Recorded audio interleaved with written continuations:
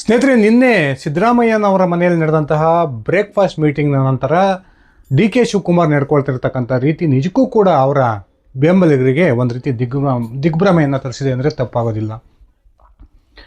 ಇಷ್ಟೊಂದು ಆರಾಟ ಚೀರಾಟವನ್ನು ನಡೆಸ್ತಾ ಇದ್ದಂತಹ ಡಿ ಕೆ ಶಿವಕುಮಾರ್ ಯಾಕೆ ಇದ್ದಕ್ಕಿದ್ದಾಗೆ ಮೆತ್ತಗಾದರು? ತಾನು ಮುಖ್ಯಮಂತ್ರಿ ಕುರ್ಚಿಯನ್ನು ಕೇಳೇ ಇಲ್ಲ, ಈ ಮುಖ್ಯಮಂತ್ರಿ ಕುರ್ಚಿಯನ್ನು ಇದೇ ಸಮಯಕ್ಕೆ ಕೊಡ್ರಿ ಅನ್ನುವ ಬೇಡಿಕೆಯನ್ನು ಕೂಡ ನಾನು ಕಾಂಗ್ರೆಸ್ ಹೈಕಮಾಂಡ್ ನಾಯಕರು ಮುಂದಿಟ್ಟಿಲ್ಲ ಅನ್ನುವ ಹೇಳಿಕೆಯನ್ನು ಕೊಟ್ಟಿರ್ತಕ್ಕಂಥ ಡಿ ಕೆ ಶಿವಕುಮಾರ್ ನಿಜಕ್ಕೂ ಕೂಡ ಮುಖ್ಯಮಂತ್ರಿಯನ್ನು ಆಗೋ ಆಸೆಯನ್ನು ಕೈಬಿಟ್ರ ಅನ್ನುವ ಪ್ರಶ್ನೆಗಳು ಅವರ ಅಭಿಮಾನಿಗಳಲ್ಲೂ ಕೂಡ ಉಟ್ಕೊಂಡಿದೆ.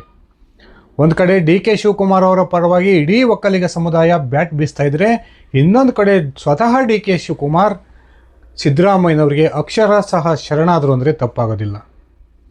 ಹಾಗಾದರೆ ನಿಜಕ್ಕೂ ಕೂಡ ಡಿ ಕೆ ಶಿವಕುಮಾರ್ ಈ ರೀತಿಯ ಮನಸ್ಥಿತಿಗೆ ಬರೋದಕ್ಕೆ ಕಾರಣ ಏನು? ಇದರಿಂದ ಯಾವುದಾದ್ರೂ ಒಂದು ಬಲವಾದ ಕಾರಣ ಇರಲೇಬೇಕಲ್ಲ.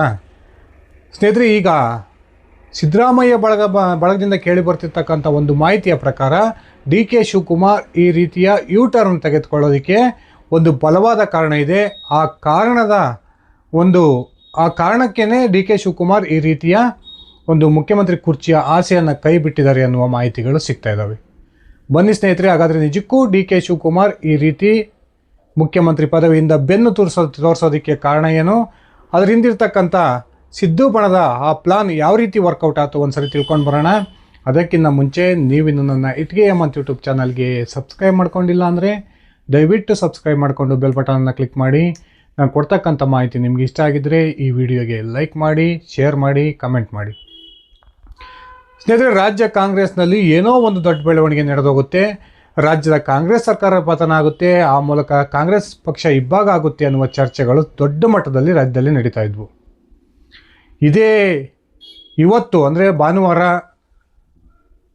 ನವೆಂಬರ್ 30ಕ್ಕೆ ಕಾಂಗ್ರೆಸ್ ಹೈಕಮಾಂಡ್ ನಾಯಕರು ಮುಖ್ಯಮಂತ್ರಿ ಸಿದ್ದರಾಮಯ್ಯ ಮತ್ತು ಉಪಮುಖ್ಯಮಂತ್ರಿ ಡಿ ಕೆ ಶಿವಕುಮಾರ್ ಅವರನ್ನು ದೆಹಲಿಗೆ ಕರೆಸ್ಕೊಳ್ತಾರೆ. ಆ ಮೂಲಕ ಈ ಮುಖ್ಯಮಂತ್ರಿ ಗೊಂದಲಕ್ಕೆ ಒಂದು ಬ್ರೇಕ್ ಬೀಳುತ್ತೆ ಅನ್ನುವ ನಿರೀಕ್ಷೆಗಳು ಕೂಡ ಇದ್ವು. ಆದರೆ ಕೊನೆಗೂ ಕೂಡ ಕಾಂಗ್ರೆಸ್ ಹೈಕಮಾಂಡ್ ಒಂದು ಪ್ಲಾನನ್ನು ಮಾಡ್ತು. ಈ ಇಬ್ಬರ ನಡುವೆ ಒಂದು ಮೀಟಿಂಗನ್ನು ನಡೆಸೋದ್ರ ಮೂಲಕ ನಿಮ್ಮ ಇಬ್ಬರ ನಡುವಿನ ಒಂದು ಮನಸ್ತಾಪಗಳು ಏನಿದ್ದಾವೆ ಎಲ್ಲವನ್ನು ಬಗೆಹರಿಸ್ಕೊಳ್ಳಿ, ನೀವಿಬ್ಬರು ಒಂದು ಒಮ್ಮತದ ತೀರ್ಮಾನಕ್ಕೆ ಬಂದ ನಂತರ ನಾವು ಈ ವಿಚಾರವನ್ನು ಚರ್ಚೆ ಮಾಡ್ತೀವಿ ಅನ್ನುವ ಒಂದು ನಿರ್ದೇಶನವನ್ನು ಕೊಡೋದ್ರ ಮೂಲಕ ಕೊನೆಗೂ ಡಿ ಕೆ ಶಿವಕುಮಾರ್ ಮತ್ತು ಸಿದ್ದರಾಮಯ್ಯನವರ ಒಂದು ಭೇಟಿ ನಿನ್ನೆ ನಡೀತು. ಅದಾದ ನಂತರ ನಡೆದಂತಹ ಮಾಧ್ಯಮಗೋಷ್ಠಿಯಲ್ಲಿ ಇಬ್ಬರು ನಾಯಕರು ಕೂಡ ಒಗ್ಗಟ್ಟಾಗಿ ಮಾಧ್ಯಮಗೋಷ್ಠಿಯನ್ನು ನಡೆಸ್ತಾರೆ. ಆ ಸಂದರ್ಭದಲ್ಲಿ 2028ಕ್ಕೂ ಕೂಡ ರಾಜ್ಯದಲ್ಲಿ ಕಾಂಗ್ರೆಸ್ಸನ್ನು ಅಧಿಕಾರಕ್ಕೆ ತರೋದೇ ನಮ್ಮ ಗುರಿ, ನಮ್ಮ ನಡುವೆ ಯಾವುದೇ ಭಿನ್ನಾಭಿಪ್ರಾಯ ಇಲ್ಲ ಅನ್ನೋ ಹೇಳಿಕೆಯನ್ನು ಇಬ್ಬರು ನಾಯಕರು ಕೂಡ ಕೊಡ್ತಾರೆ. ಆದರೆ ಡಿ ಕೆ ಶಿವಕುಮಾರ್ ಇಷ್ಟೊಂದು ಒಂದು ಉತ್ಸಾಹದಲ್ಲಿದ್ದರು. ತಾನು ಮುಖ್ಯಮಂತ್ರಿ ಸ್ಥಾನಕ್ಕೆ ಏರೋದಕ್ಕೆ ತಮ್ಮ ನಂಬಿಕಸ್ಥ ಜ್ಯೋತಿಷಿಗಳ ಬಳಿ ಹೋಗಿ ಡೇಟನ್ನು ಕೂಡ ಫಿಕ್ಸ್ ಮಾಡಿದ್ರು ಅನ್ನುವ ಸಾಕಷ್ಟು ಸುದ್ದಿಗಳು ಕೇಳಿ ಬರ್ತಾ ಇದ್ವು. ಆದರೆ ಯಾಕೆ ಡಿ ಕೆ ಶಿವಕುಮಾರ್ ಈ ರೀತಿ ಉಲ್ಟಾ ಹೊಡೆದ್ರು? ಇದು ನಮಗಲ್ಲ, ಸಾಮಾನ್ಯ ಜನಕ್ಕೆ ಬಿಡ್ರಿ, ಅವರ ಬೆಂಬಲಿಗ ಶಾಸಕರಿಗೂ ಕೂಡ ಕಾಡ್ತಿರ್ತಕ್ಕಂಥ ಒಂದು ಪ್ರಶ್ನೆ. ನಿನ್ನೆ ಡಿ ಕೆ ಮತ್ತು ಸಿದ್ದರಾಮಯ್ಯನವರ ನಡುವೆ ನಡೆದಂಥ ಒಂದು ಬ್ರೇಕ್ಫಾಸ್ಟ್ ಮೀಟಿಂಗಲ್ಲಿ ಸಿದ್ದರಾಮಯ್ಯನವರು ಡಿ ಕೆ ಶಿವಕುಮಾರ್ಗೆ ಒಂದಿಷ್ಟು ವಾಗ್ದಾನವನ್ನು ಕೂಡ ಕೊಟ್ಟಿರ್ಬೋದು, ಒಂದು ಭರವಸೆಗಳನ್ನು ಕೂಡ ಕೊಟ್ಟಿರ್ಬೋದು. ಅಷ್ಟಕ್ಕೆ ಡಿ ಕೆ ಶಿವಕುಮಾರ್ ಸುಮ್ಮನಾಗ್ಬಿಡ್ತಾರಾ? ಖಂಡಿತವಾಗ್ಲೂ ಇಲ್ಲ ಸ್ನೇಹಿತರೆ. ಡಿ ಕೆ ಶಿವಕುಮಾರ್ ಅವ್ರಿಗೂ ಕಾಂಗ್ರೆಸ್ನಲ್ಲಿ ನನ್ನ ಸ್ಥಾನ ಏನು, ನನಗಿರ್ತಕ್ಕಂಥ ಶಕ್ತಿ ಏನು, ನನ್ನ ಬೆಳೆ ಇರ್ತಕ್ಕಂಥ ಬೆಂಬಲಿಗ ಶಾಸಕರ ಸಂಖ್ಯೆ ಎಷ್ಟು ಅನ್ನೋದು ಅತ್ಯಂತ ಸ್ಪಷ್ಟವಾಗಿ ಗೊತ್ತಿದೆ. ಒಂದು ಕಡೆ ಸಿದ್ದರಾಮಯ್ಯನವರ ಪರವಾಗಿ ಇಡೀ ಹಿಂದ ಸಮುದಾಯ ಬೀದಿಗಿಳಿತಕ್ಕಂಥ ಒಂದು ತಯಾರಿಯನ್ನು ನಡೆಸ್ಕೊಳ್ತಾ ಇದ್ದರೆ, ಡಿ ಕೆ ಶಿವಕುಮಾರ್ ಏನು ರಾಜ್ಯದ ಸಾಕಷ್ಟು ಸುದ್ದಿ ಮಾಧ್ಯಮಗಳು ಡಿ ಕೆ ಶಿವಕುಮಾರ್ ಬೆಂಬಲಿಗರ ಸಂಖ್ಯೆ 60ಕ್ಕಿಂತ ಜಾಸ್ತಿ ಇದೆ, ಹಾಗೆ ಹೀಗೆ ಅನ್ನುವ ಸುದ್ದಿಗಳನ್ನು ಪ್ರಸಾರ ಮಾಡ್ತಾ ಇದ್ವು. ಆದರೆ ಈ ಸುದ್ದಿಗಳು ಬರ್ತಾ ಇರತಕ್ಕಂಥ ಸಂದರ್ಭದಲ್ಲಿಯೇ ಸಿದ್ದರಾಮಯ್ಯ ಬಣ ಅತ್ಯಂತ ಖಚಿತವಾಗಿ ಡಿ ಕೆ ಶಿವಕುಮಾರ್ ಬಳಿ ಇರ್ತಕ್ಕಂಥ ಕಾಂಗ್ರೆಸ್ ಶಾಸಕರ ಸಂಖ್ಯೆಯನ್ನು ರಿವೀಲ್ ಮಾಡಿತ್ತು. ಡಿ ಕೆ ಶಿವಕುಮಾರ್ ಪರವಾಗಿರ್ತಕ್ಕಂಥ ಶಾಸಕರು ಕೇವಲ 26 ಅನ್ನುವ ಮಾಹಿತಿಯನ್ನು ಸಿದ್ದರಾಮಯ್ಯ ಬಣ ಹಂಚಿಕೊಂಡಿತ್ತು. ಇದೇ ಒಂದು ಮಾಹಿತಿಯ ವರದಿಯನ್ನು ಸಿದ್ದರಾಮಯ್ಯ ಏನು 15ನೇ ತಾರೀಕು ದೆಹಲಿಗೆ ಹೋಗ್ತಾರೆ ಅನ್ನುವ ಲೆಕ್ಕಾಚಾರಗಳಿದ್ವು. ಆ ದೆಹಲಿಯ ಪ್ರವಾಸಕ್ಕೂ ಮುನ್ನವೇ ದೆಹಲಿಗೆ ಭೇಟಿ ಕೊಟ್ಟಿದ್ದಂತಹ ಸಿದ್ದು ಬಣದ ಪ್ರಮುಖ ನಾಯಕ ಸತೀಶ್ ಜಾರಕಿಹೊಳಿ ತಮ್ಮ ಹೈಕಮಾಂಡ್ ನಾಯಕರೊಂದಿಗೆ ಚರ್ಚೆ ಮಾಡ್ತಕ್ಕಂಥ ಸಂದರ್ಭದಲ್ಲಿ ಡಿ ಕೆ ಶಿವಕುಮಾರ್ ಬಳಿ ಎಷ್ಟು ಶಾಸಕರಿದ್ದಾರೆ ಕಾಂಗ್ರೆಸ್ ಶಾಸಕರು, ಸಿದ್ದರಾಮಯ್ಯನವರ ಬೆಂಬಲಕ್ಕೆ ನಿಲ್ತಕ್ಕಂಥ ಕಾಂಗ್ರೆಸ್ ಶಾಸಕರೆಷ್ಟು, ಸಿದ್ದರಾಮಯ್ಯ ಬಣದಲ್ಲಿರ್ತಕ್ಕಂಥ ಈಗಿರ್ತಕ್ಕಂಥ ಕಾಂಗ್ರೆಸ್ ಶಾಸಕರ ಸಂಖ್ಯೆ ಎಷ್ಟು? ಒಂದು ವೇಳೆ ಸಿದ್ದರಾಮಯ್ಯನವರನ್ನು ಮುಖ್ಯಮಂತ್ರಿ ಸ್ಥಾನದಿಂದ ಕೆಳಗಿಳಿಸ್ತಕ್ಕಂಥ ತೀರ್ಮಾನಕ್ಕೆ ಬಂದರೆ ಆಗ ರಾಜ್ಯದ ಕಾಂಗ್ರೆಸ್ ಪರಿಸ್ಥಿತಿ ಏನಾಗ್ಬೋದು ಅನ್ನುವ ಒಂದು ಸ್ಪಷ್ಟವಾದ ಸುಳಿವನ್ನು ತನ್ನ ಹೈಕಮಾಂಡ್ ನಾಯಕರಿಗೆ ಬಿಟ್ಕೊಟ್ಟು ಬಂದಿದ್ದರು. ಅದಾದ ನಂತರ ಹೈಕಮಾಂಡ್ ಕೂಡ ಒಂದು ಕಡೆ ಸಿದ್ದರಾಮಯ್ಯನವ್ರನ್ನ ಉಳಿಸ್ಕೊಳ್ಬೇಕೋ ಅಥವಾ ಡಿ ಕೆ ಶಿವಕುಮಾರ್ ಅವರನ್ನು ಮುಖ್ಯಮಂತ್ರಿ ಮಾಡಬೇಕು ಅನ್ನುವ ಗೊಂದಲದಲ್ಲಿತ್ತು. ಬಹುತೇಕ ಕಾಂಗ್ರೆಸ್ನ ಹೈಕಮಾಂಡ್ನ ನಾಯಕರ ಮಟ್ಟದಲ್ಲಿ ಈ ಒಂದು ಮುಖ್ಯಮಂತ್ರಿ ಬದಲಾವಣೆ ವಿಚಾರಕ್ಕೆ ಸಂಬಂಧಪಟ್ಟಂತೆ ಬಹುದೊಡ್ಡ ಒಂದು ಭಿನ್ನಮತ ಎದುರಾಗಿತ್ತು ಅನ್ನುವ ಮಾಹಿತಿಗಳು ಕೂಡ ಈಗಾಗಲೇ ಕೇಳಿಬಂದಿದ್ದಾವೆ. ಒಂದು ಕಡೆ ರಾಹುಲ್ ಗಾಂಧಿ ಯಾವುದೇ ಕಾರಣಕ್ಕೂ ರಾಜ್ಯದ ಮುಖ್ಯಮಂತ್ರಿ ಬದಲಾವಣೆಗೆ ಸುತಾರಾಮ್ ಒಪ್ಪಿಗೆಯನ್ನು ಕೊಟ್ಟಿಲ್ಲ ಅನ್ನುವ ಮಾತುಗಳು ಕೂಡ ಕೇಳಿ ಬರ್ತಾ ಇದ್ವು. ಈ ನಡುವೆ ಸಿದ್ದರಾಮಯ್ಯ ಬಣದ ಪ್ರಮುಖ ನಾಯಕರು ಕಾಂಗ್ರೆಸ್ ಹೈಕಮಾಂಡನ್ನು ಸಿದ್ದರಾಮಯ್ಯನವರ ಪರವಾಗಿ ಕನ್ವಿನ್ಸ್ ಮಾಡೋದ್ರಲ್ಲಿ ಸಂಪೂರ್ಣ ಯಶಸ್ವಿಯಾಗಿದ್ದಾರೆ ಅನ್ನುವ ಮಾತುಗಳು ಕೇಳಿ ಬರ್ತಾ ಇದ್ದು, ಸಿದ್ದರಾಮಯ್ಯನವರನ್ನು ಏನಾದರೂ ಟಚ್ ಮಾಡಿದ್ದೆ ಆದರೆ ಆಗ ರಾಜ್ಯದ ಕಾಂಗ್ರೆಸ್ ಇಬ್ಬಾಗ ಆಗೋ ಶತಸಿದ್ಧ.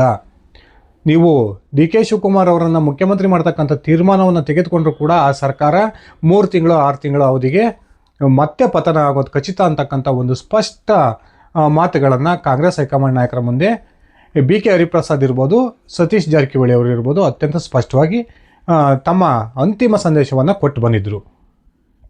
ಇನ್ನೊಂದು ಕಡೆ 60 ಶಾಸಕರ ಬಲ ತನಗಿದೆ ಅನ್ನುವ ಹೇಳಿಕೆಯನ್ನು ಕೊಡ್ತಾ ಇದ್ದಂಥ ಡಿ ಕೆ ಶಿವಕುಮಾರ್ ಪರವಾಗಿ ಈ ಕಡೆಯಿಂದ ಈ ಕಡೆ ಲೆಕ್ಕ ಹಾಕಿದ್ರೂ ಅವರ ಬೆಂಬಲಿಗ ಶಾಸಕರ ಸಂಖ್ಯೆ 30 ದಾಟಿಲ್ಲ ಅನ್ನೋದು ಅತ್ಯಂತ ಕಟು ಸತ್ಯ ಅಂದರೆ ತಪ್ಪಾಗೋದಿಲ್ಲ.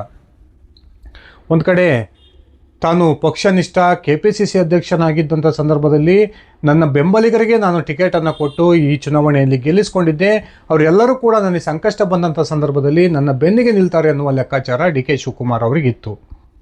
ಆದರೆ ಡಿ ಕೆ ಶಿವಕುಮಾರ್ ಈ ಒಂದು ವಾರ ಏನೆಲ್ಲ ಪ್ರಯತ್ನಗಳನ್ನು ನಡೆಸಿದ್ರು ಆ ಎಲ್ಲ ಪ್ರಯತ್ನಗಳು ಕೂಡ ಕೊನೆಗೆ ಕೈಕೊಟ್ಟು ಅನ್ನುವ ಮಾಹಿತಿಗಳು ಸಿಗ್ತಾ ಇದ್ದು, ಡಿ ಕೆ ಶಿವಕುಮಾರ್ ಎಷ್ಟೇ ಪ್ರಯತ್ನವನ್ನು ನಡೆಸಿದರೂ ಕೂಡ ಅವರ ಬೆಂಬಲಿಗ ಶಾಸಕರ ಸಂಖ್ಯೆ ಕಾಂಗ್ರೆಸ್ನಲ್ಲಿ 30 ದಾಟ್ತಾ ಇರತಕ್ಕಂಥದ್ದು ಡಿ ಕೆ ಶಿವಕುಮಾರ್ ನಿನ್ನೆಯ ಈ ನಿರ್ಧಾರಕ್ಕೆ ಪ್ರಮುಖ ಕಾರಣ ಅನ್ನುವ ಮಾತುಗಳು ಕೂಡ ಕೇಳಿ ಬರ್ತಾ ಇದ್ದಾವೆ.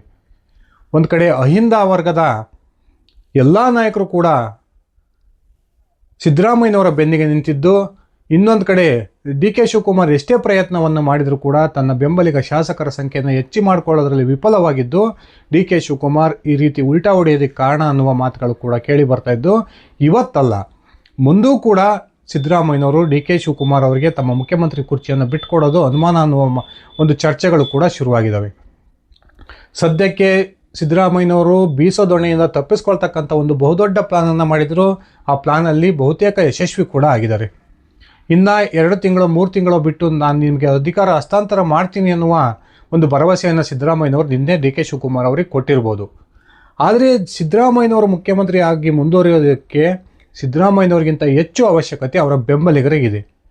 ಮುಂದೆ 2-3 ತಿಂಗಳಾದಮೇಲೋ ಅಥವಾ 6 ತಿಂಗಳಾದಮೇಲೋ ಸಿದ್ದರಾಮಯ್ಯನವರು ತಮ್ಮ ಮುಖ್ಯಮಂತ್ರಿ ಸ್ಥಾನಕ್ಕೆ ರಾಜೀನಾಮೆಯನ್ನು ಕೊಡ್ತಕ್ಕಂಥ ತೀರ್ಮಾನಕ್ಕೆ ಬಂದರೆ ಅವತ್ತೂ ಕೂಡ ಸಿದ್ದು ಬೆಂಬಲಿಗರು ಇವತ್ತು ಮಾಡಿದಂತಹ ಆಟವನ್ನೇ ಅವತ್ತೂ ಕೂಡ ಆಡ್ತಾರೆ. ಕೊನೆಗೆ ಸಿದ್ದರಾಮಯ್ಯ ಮುಖ್ಯಮಂತ್ರಿ ಸ್ಥಾನದಿಂದ ಕೆಳಗಿಳಿದ್ರೂ ಕೂಡ ಡಿ ಕೆ ಶಿವಕುಮಾರ್ ಯಾವುದೇ ಕಾರಣಕ್ಕೂ ರಾಜ್ಯದ ಮುಖ್ಯಮಂತ್ರಿ ಆಗಬಾರ್ದು ಅನ್ನುವ ಒಂದೇ ಒಂದು ಲೈನ್ನ ಅಜೆಂಡಾವನ್ನು ಇಟ್ಕೊಂಡು ಇದೀಗ ಸಿದ್ದು ಬಳಗ ತನ್ನ ಬೆಂಬಲಿಗ ಶಾಸಕರ ಸಂಖ್ಯೆಯನ್ನು ಇನ್ನೂ ಕೂಡ ಬಿಗಿಯಾಗಿ ಇಟ್ಕೊಳ್ತಕ್ಕಂಥ ಪ್ರಯತ್ನವನ್ನು ನಡೆಸ್ತಾ ಇದೆ. ಡಿ ಕೆ ಶಿವಕುಮಾರ್ ಬಣದಲ್ಲಿರ್ತಕ್ಕಂಥ ಕೆಲವೊಂದು ಶಾಸಕರಿಗೂ ಕೂಡ ಸಿದ್ದು ಬಣ ಈಗಾಗಲೇ ಗಾಳವನ್ನು ಹಾಕಿದೆ ಅನ್ನುವ ಮಾತುಗಳು ಕೂಡ ಕೇಳಿ ಬರ್ತಿದ್ದಾವೆ. ಸಿದ್ದರಾಮಯ್ಯನವ್ರಿಗೇನು ಈ 3-6 ತಿಂಗಳ ಅವಧಿ ಸಿಗುತ್ತೆ.